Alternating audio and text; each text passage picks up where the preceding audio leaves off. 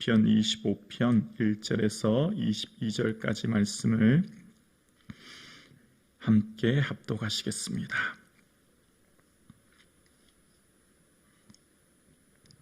시편 25편 1절에서 22절입니다. 함께요. 여호와여, 나의 영혼이 주를 우러러 보나이다. 나의 하나님이여, 내가 주께 의지하였사오니 나를 부끄럽지 않게 하시고 나의 원수들이 나를 이겨 개가를 부르지 못하게 하소서.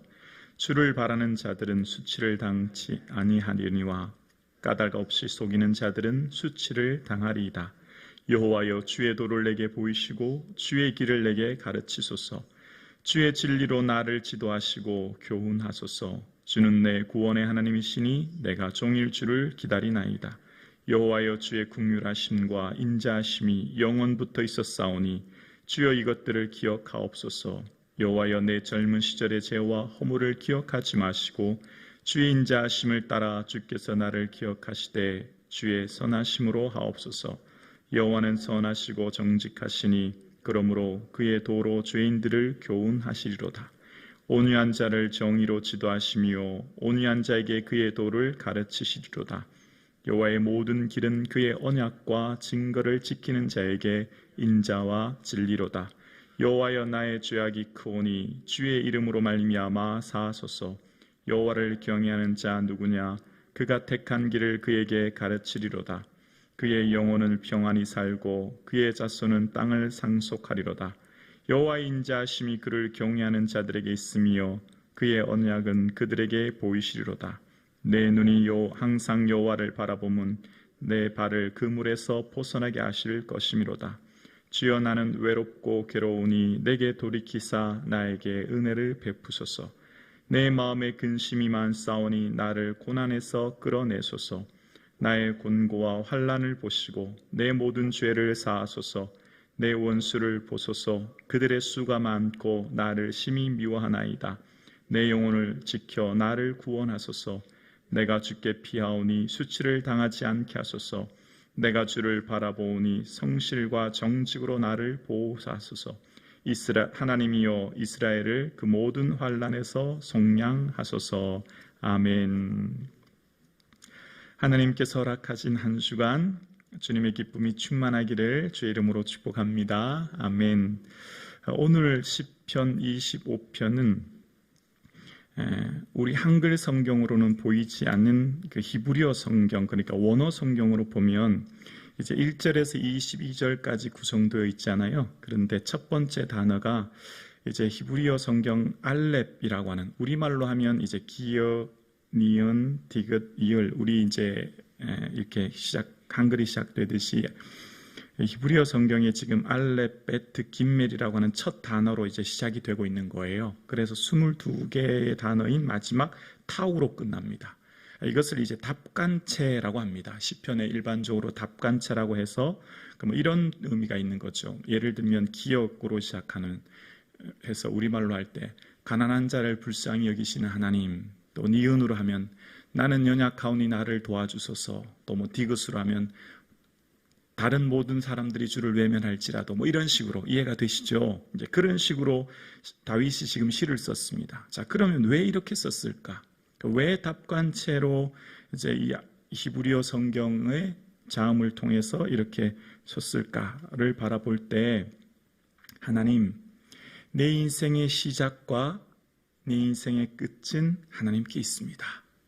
내 모든 출생부터 마지막 눈을 감을 때까지 내 모든 것은 주님은 아십니다. 나의 생각, 나의 뜻 주님이 아시고 나의 가는 길도 주님 아십니다. 내 모든 것 주님 아시오니 주님을 바라봅니다. 이제 그 의미가 담겨져 있어요.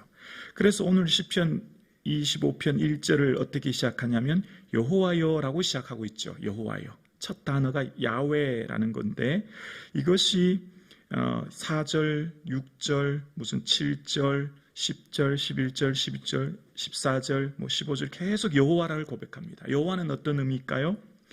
스스로 있는 자, 나는 나다. 모세가 하나님을 어떻게 알릴까요? 라고 했더니 나는 스스로 있는 자다. 그러니까 무슨 말이죠? 하나님은 시작과 끝이 없어요. 영원한 분이시니까. 하나님은 절대 유일의 존재이시죠. 하나님은 우리는 제한적인 존재이지만 하나님은 유한적인 창조주 하나님이신 거죠. 그러니까 나의 인생은 시작과 끝이 있는 제한적인 연약한 사람 인생이지만 야훼이신 하나님은 시작과 끝이 없는 영원부터 영원까지 모든 것을 창조하신 하나님입니다 라고 하는 고백이 이제 여호와라는 뜻입니다. 그래서 그 여호와 하나님께 내 영혼이 주를 우러러 봅니다 라고 고백합니다. 세상에 의지할 것은 오직 여호와 하나님이신 것을 고백하며 영혼이 주를이라고 이야기합니다. 내 인생의 주인이 여호와라는 것이죠. 내 인생의 주인 되신 주님을 우러러 본다는 겁니다. 그래서 오늘 시편의 다윗은 하나님을 우러러 보면서 그 우러러 보는 이유는 2절에서 3절의 내용을 보면 이제 원수들이 많음으로 하나님 나를 도와주시고 인도하소서라는 의미가 있어요. 그러면서 4절에 보면 여호와여 주의 도를 내게 보이시고 주의 길을 내게 가르치소서라고 고백합니다. 여기 주의 도라고 하는 도는 데레크는 길이라는 의미와 함께 방법이라는 뜻도 있죠. 그러니까 주님의 방법을 내게 좀 가르쳐 주세요. 주님의 길을 내게 좀 깨닫게 해주세요. 어떻게 해야 될지, 어디로 가야 할지, 어떤 방법으로 이 문제를 해결해야 될지 하나님 내가 주님 우러러 봅니다. 지금 내가 만난 이 삶의 문제로 인하여서 주님 내게 깨닫게 해주세요. 그래서 5절에도 얘기하죠. 주의 진리로 나를 지도하시고 교훈하소서. 주는 내 구원의 하나님이시니 내가 종일 주를 기다립니다. 하나님 제가 주님 기다립니다. 하나님 저를 좀 지도해 주세요. 어떻게 해야 될까요? 하나님께 묻는 거예요. 그 하나님께서 어떻게 대답하실까요? 그 하나님이 14절에 대답합니다. 저는 이 14절이 가장 핵심 구절이라고 생각해요. 25절에서 우리 함께 14절 고백할까요? 시작. 여호와의 친밀하심이 그를 경외하는 자들에게 있으며 그의 언약을 그들에게 보이시리로다. 하나님 어떤 방법으로 이 문제를 해결해야 될까요? 지금 내가 만난 이 원수들의 문제를 인하여 어떤 길을 가야 할까요? 하나님 내가 주님을 바라봅니다 라고 주님께 도움을 구할 때 하나님 응답해 주셨어요. 어떻게 해요? 14절에 보니까 여호와의 친밀하심이, 친밀이라는 소트라는 단어는 친숙한 대하를 말합니다. 너무너무 친하면 여러분 친한 사람이라고 내가 마음 터놓고 이야기할 수 있는 친한 친구분이 계시죠. 그 친한 친구랑은 친한 친구랑 이야기할 때 어떠세요? 전화로 한 2시간 얘기하고 자세한 건 만나서 또 얘기해. 이렇게 되지 않습니까? 친한 사람하고는 할 얘기가 너무 많아요. 그러니까 뭐 형식이나 뭐 이런 걸 갖추지 않아요. 나야 라고 바로 시작하죠. 그러니까 친숙한 사람과는 이야기할 것도 많을 뿐만 아니라 내가 어떤 생각을 하는지 이미 대화 속에 묻어나기 때문에 나를 너무나 잘 알아요. 하나님의 친밀한 사람, 하나님이 어떤 사람을 친밀하게 여기고 사랑할까요? 그 사람은 하나님을 경외하는 사람이래요. 그 경외하는 사람, 하나님을 두려워하고 사랑하는 사람에게는 자, 아까 뭘 물었죠? 주의 도, 주의 방법, 주의 길 어떻게 해야 돼요? 하나님, 제가 지금 이 원수들의 문제로 인하여 어려운데 하나님 어떻게 해야 되지요? 라고 물었는데 그 답이 뭐냐면 14절에 그의 언약을 그들에게 보이신대요. 언약은 뭐죠? 하나님과 우리 사이의 약속이죠. 바로 말씀인 거예요. 말씀으로 우리에게 깨닫게 하시는 거예요. 하나님께서는 하나님의 방법을 구하고 하나님의 뜻을 찾는 자들에게 말씀으로 보이시는 분이에요. 내가 주님을 우러러 봅니다. 하나님 내가 주님을 기다립니다. 하나님 내가 주님의 뜻을 찾습니다 라고 주님을 우러러 보는 자들에게 뭘 주신다고요? 말씀해 주신다는 거예요. 말씀해 주신다는 겁니다. 그러니까 지금 시편 25편을 전체적으로 묵상하면 아마 다윗이 조금 말년에 이 시편을 기록했을 것이다 라고 생각해 봅니다. 왜냐하면 7절에 이런 고백을 하죠. 7절에 보면 여호와여 내 젊은 시절의 죄와 허물을 기억하지 마시고 주의 인자하심을 따라 주께서 나를 기억하시되 주의 선하심으로 하옵소서라고 고백합니다. 아무래도 이 시편의 7절 말씀 또 18절에도 내 죄를 사하소서 또 11절에도 내 주의 이름으로 죄를 사하소서 이런 내용을 볼 때 다윗이 말년에 자신의 인생을 돌아볼 때 인생이 얼마나 짧은지를 기억하면서 내 인생이 이렇게 빨리 흘렀구나 라고 생각하면서 하나님 앞에서 내 인생을 돌아보니 잘한 것, 성공한 것, 내세울 것보다는 하나님 앞에 내 삶이 너무 부끄러운 거예요. 나의 허물, 나의 실수가 보이는 거예요. 그러니까 하나님 앞에 서게 되면 내가 얼마나 의롭고 내가 얼마나 잘났고 내가 얼마나 큰일 했는 것보다는 내 죄가 너무 많이 있고 내 실수가 너무 많이 보이고 내 허물이 많이 보이지 않습니까? 그러니까 지금 다윗의 말년의 삶에 내 삶을 돌아보니 내 삶이 너무나 부끄러운 거예요. 죄와 허물이 너무나 많은 거예요.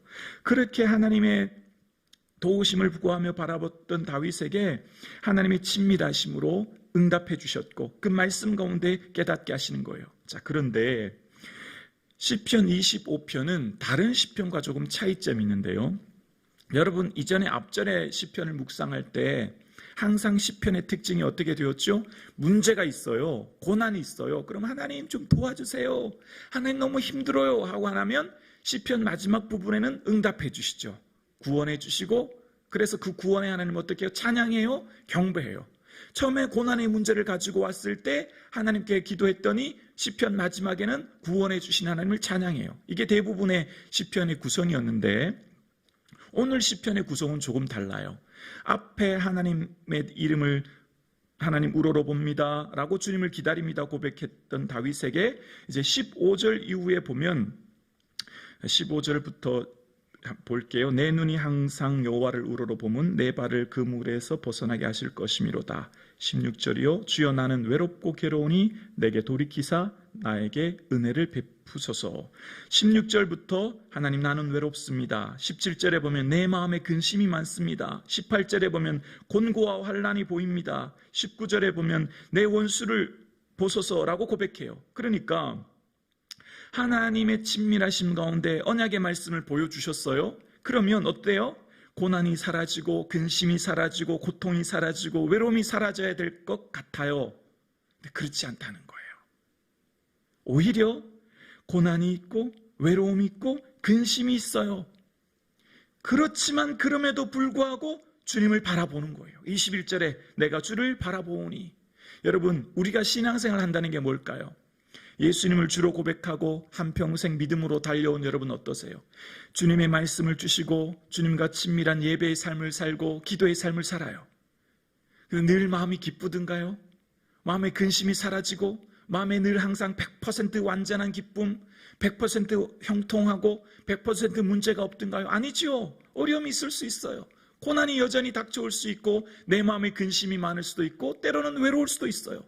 내가 주님을 사랑하는 것 주님도 잘 알고 계시고 내가 주님을 얼마나 사랑하고 따라가는지 주님도 아시는데 또 내가 주님의 은혜 안에 약속의 말씀을 붙들고 사는데 그럼에도 불구하고 문제가 있을 수 있다는 거예요.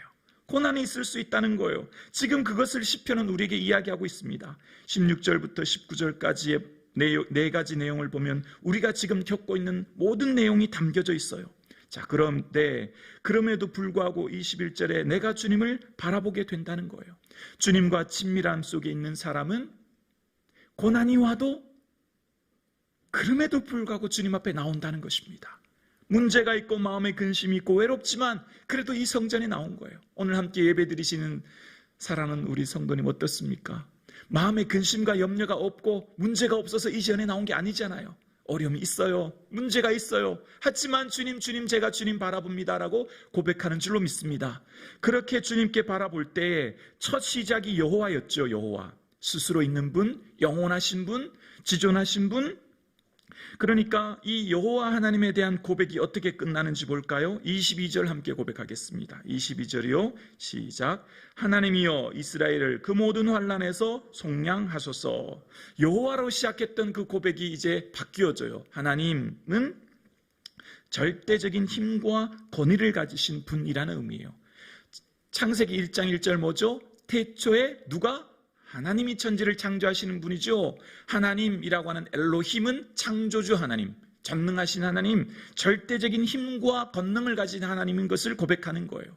스스로 있는 그 하나님을 이제 전능하신 능력의 하나님, 창조주 하나님, 절대적인 힘과 권위를 가지신 하나님으로 고백하게 되는 거예요. 하나님, 저는 하나님의 능력의 하나님인 것을 믿습니다. 지금 제가 만난 고난, 마음의 근심, 염려 있지만 하나님께서 이 모든 것을 해결해 주실 것을 저는 믿습니다. 그리고 다윗의 기도의 내용이 처음에는 여호와여라고 하나님을 우러러 보는 내용이 12절까지 등장해요. 대부분의 단어가 처음엔 하나님으로 고백했다가 하나님을 바라보는 단어 속에 이제 15절부터 21절까지는 첫 단어가 주로 보면 나는, 내가, 나라고 하는 고백을 하게 되어져요. 내가 이만큼 힘들다고 고백합니다. 그리고 마지막 결론이 어떻게 끝나냐면 전능하신 하나님인 것을 고백하게 되어지죠. 경험하게 되어진 거예요. 그리고 그 기도의 폭이 이제 나 개인에서 민족으로 폭이 넓어지는 거예요. 이스라엘을 그 모든 환난에서